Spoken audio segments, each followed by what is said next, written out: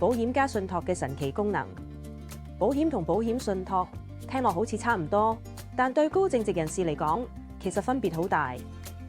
保險係保障同財富放大嘅工具，能夠喺指定時間俾受益人一筆資金，確保家人生活無憂。而保險信託就係將保險嘅賠償金交俾信託管理，按設定嘅規則分配，避免資金一次過俾晒指定受益人。舉個例，假設你有一張1000萬美元嘅保單，直接受益人係子女，理賠之後佢哋可以直接攞到呢筆錢。但如果佢哋冇乜理財經驗，可能短時間內就使晒，甚至俾第三方債權人追債。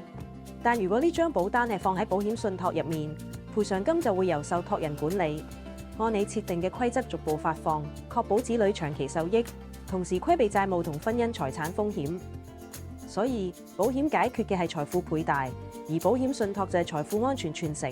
如果你希望財富代代相傳，合理利用保險信託先至係智慧嘅做法。